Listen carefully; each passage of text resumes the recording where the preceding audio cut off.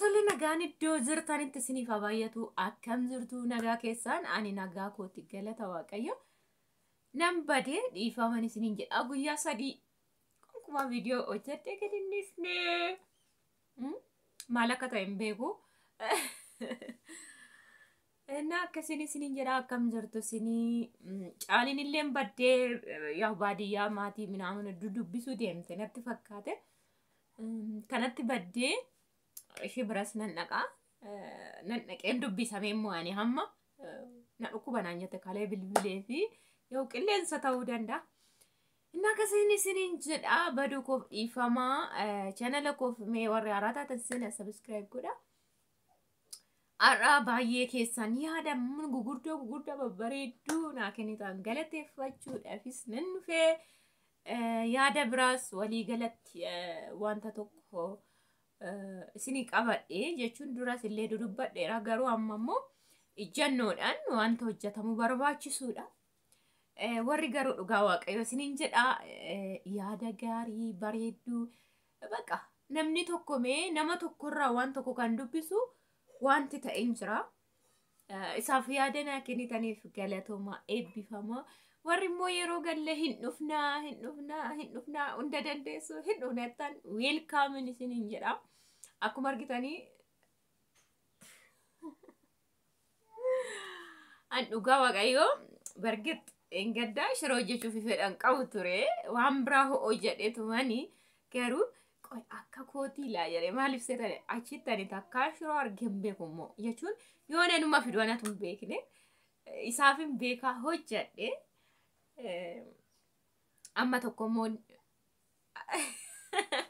Yootti tole bargit biddeena yoo namaatiif raayis argiteetti nyaata isa biraa yoo hojjedheef yaani hin beekti beekatuman shiroo qopheessiif dabalata ijoolleen baay'ee na kolfisiiftu garuu dhugaa waaqayyo baay'ee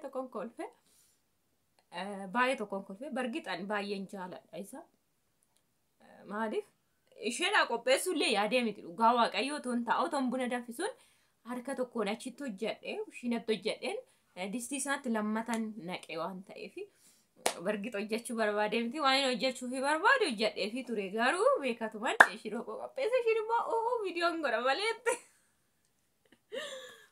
viidiyoon godha malee ishiin jennaaniin okay jedheeni gin yaadni keessan baay'ee bareedudha eebbifamaa ani surma maaliin eegeseetanii fedha ishiin guutaadhaaf malee akka viidiyoo waraabduun barbaanne maaliif bargixatti sheema'eetoo hin taane yaadonni warra sammuu hir'uu jiru shiroodhaan simattaa kan jedhu illee jiraachuu danda'a.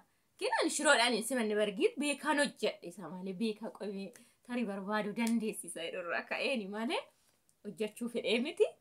Duraan otoo ishiin dura ganama nan dhufa kan naan jette wal dubbisaatum turre gin har'a ganama isaa bilbiltee nan dhufa immoo naan jette. Kanaaf waan nana barbaachisu hojjedheera garuu isa akkasiin beekatuma hojjedhe beekatuma jechuudha.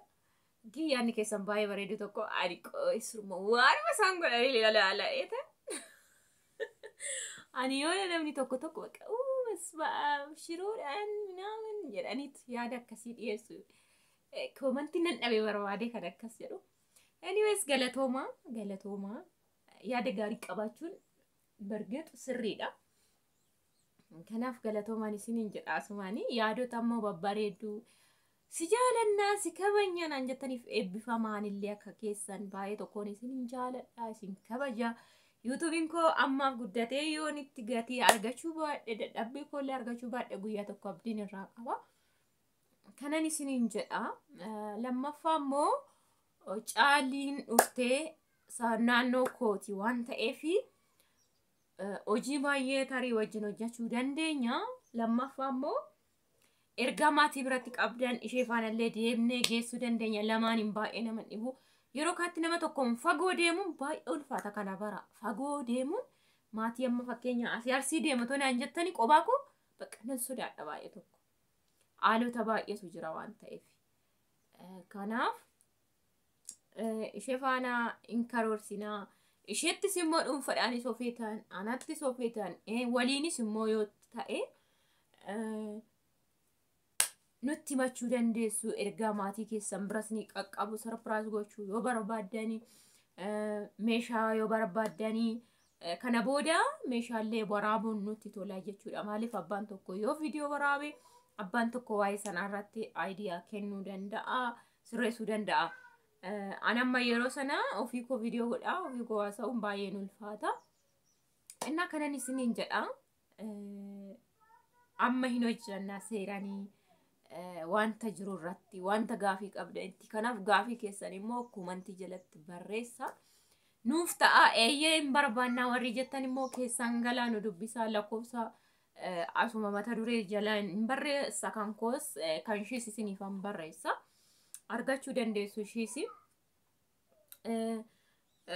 Kanan isiniin jedha karaa biraatiin. Karaa biraa immoo wanta kanallee wajjin hojjedha yoo jettan maaliif naannoo dhiyoo walitti baay'ee dhiyoodha isiniin jedheera. Kanallee hojjechuu dandeessu waliin kana gochuu dandeessu waliin yoo kan jettan jiraate nutti himuu dandeessu. Caalatti gaafii keessan barbaanna. Isa caala kan isiniin jedhu warri maatii keessan iddoo fedhe haa ta'uutii ergachuu barbaadan weelkaam isiniin jenna. Karaa kamiinuyyuu haala kam mijeessinee ishee faanas haa ta'u iddoo nu mijatetti qoba qobaadhaan isoo deemni hin dandeenya nu dubbisuu dandeessu isiniin jedha. Har'aaf kanumaan qaba. Garuu caalatti warri yaada gaarii namaa kennitan baay'ee tokko galatoomaa ulfaadha isiniin jechuun barbaada. Maaliif yaada baay'ee fudhattu bargi xanatu waa'ee koo ifa godhee haasa'e malee warreen dhossanii jiraatan jiru kan akka koo dhimma akka koo kan qabanii jechuudha. Kana booda garuu nuti akka namaafis fakkeenya taanee hojjannee wanta jiru tokko immoo karaa ittiin namni fala argatee qormaata keessan galle isin barsiisuu dandeenya. Kan nu mudate irraa ka'ee kan argine irraa ka'ee kan ilaalle irraa ka'ee jechuudha. Isin yaada keessaniin nu biraa hin hafina. Ganaan charchi deema. Isa ganamaa dhaqee garuu ganaan deema. Ammasitti viidiyoo tokko lafa isinii gochuu barbaadeni. Guyyaa 3 garuu ginuma viidiyoon hojjenne. Warri hin dhufne jettan akkuma isiniin jedhe balballi banaadha. Koottaan isiniin jedha. Yeroo baay'ee immoo himuudhaan warri baay'ee na dubbiftan hin jirtu. Yeroo nani saxxisin jalaadhe yaada qabdan na dubbisuun isina namaan deebiftu illee naan hin jedhina maaliif siitanii ijoollee baay'ee na dubbisaa ijoollee baay'eetu gaafii na gaafata waan ta'eef deddeebi'ee immoo nagaa jechuun isinii lafaa ka'ee isin dubbisuu dhiisuu hin danda'a. Kun yaada namaaf fudhattu jechuu dandeessu. Yeroo baay'ee ijoolleen baay'ee komantii isii barreessina namaan deebiftu yaada isii barreessina namaan deebiftu naan jedhu. Kanaaf karaa keessaa galanii jechuudha. Kana yoon saxxillee ani jedhee na dubbisaa yaada qabdan na gaafadha gaafii qabdan na gaafadha. Dhabiinsa yeroo yoo ta'e malee waan biraati ani normaalii ilaaleen dhiisu. Kanaan deebisu isa kana nama addan baasu. Bargit dhabiinsa yeroo waan ta'e yoo na dirqamsiise immoo gaafii jiru nan deebisa waan dirqama nan deebisa. Baay'eellee nama jala dhaggeeffadhee zimmin jedhu. Yoo natti hin tolle malee sagaleen daa'imaa galaa jira laayyoo. Anna akkasin isiniin jedha sin jala callisuu miti akka komiitti fudhatinaati deddeebi'aa na dubbisaa karaa keessas warri na dubbisaa jirtan na dubbisaa gaafii qabdan na gaafadha ergaa qabdan natti himuu dandeessuun isiniin jedha. Kormaa yookiin waan biraaf miti jechuu kooti kanin callise.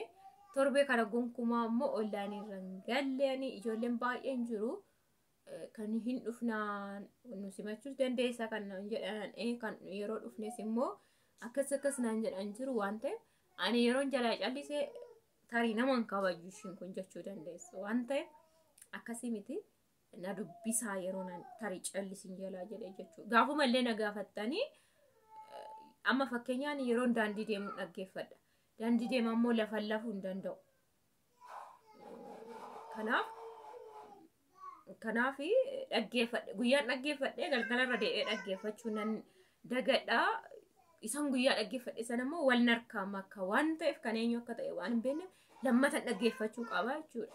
Kanaaf isin immoo sagalee gabaabaa nu ergaati deebii kanaa gaafii kanaa nu deebisii kana yoo jettan ani firiidhaan isiniin jedha. Kana isin jechuu barbaada. Nagaa keessaniin oolaanis ka'een charchii deema. Akkasiin isiniin jedha oolmaa gaarii.